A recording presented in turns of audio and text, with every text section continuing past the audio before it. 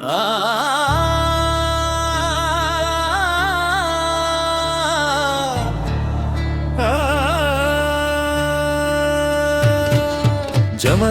ఆశ్రమ వీధుల్లో జలిత తేజస్సుగా వెలసిన పరశురామ,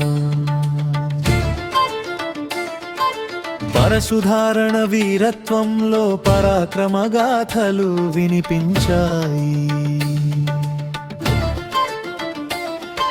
క్షత్రధర్మ రక్షణలో కఠోర సత్యం ప్రతిఫలించింది. తపోవన నిశ్శబ్దాలో తత్వ చైతన్యం మేల్కొన్నది.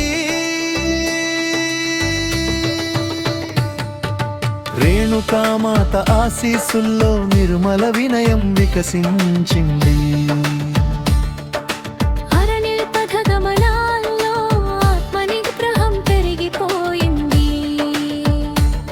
సముద్ర తీర సంకల్పాల్లో సాహస బలం పరుచుకుంది.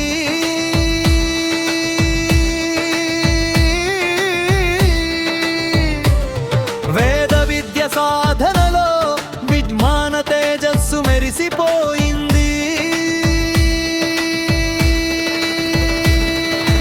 గురు భక్తి మహిమాన్వితంలో గంభీర సంస్కారం నిలిచిపోయింది.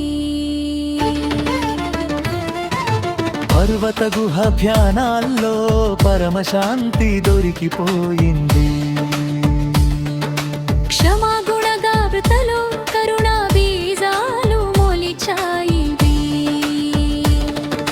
విలువిద్య నైపుణ్యంలో వీరస్ఫూర్తి ప్రతిధ్వనించింది.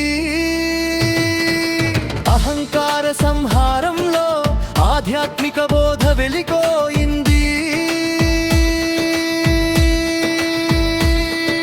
ప్రకృతి మాత ఒడిలో పవిత్ర జీవనం వికసించింది. నదీ తీర సాయంకాలాల్లో నిర్మలానందం తేలిపోయింది.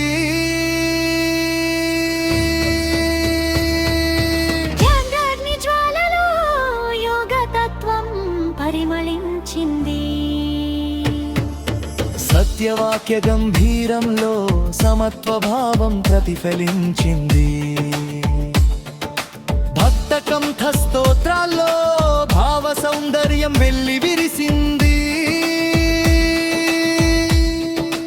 అరణ్య సుగంధగాలుల్లో ఆత్మవిశ్వాసం పెరిగిపోయింది. పరిపక్వతత్వం మేల్కొన్నది. వీరవ్రత దీక్షల్లో విజయ రహస్యాలు దాగిపోయాయి. దివ్య నేత్ర దీప్తిలో ధర్మబలం మెరిసిపోయింది.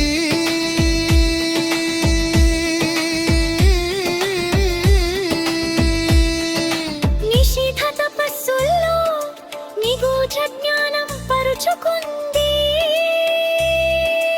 గురుకుల సంప్రదాయంలో గొప్ప సంస్కృతి నిలిచిపోయింది.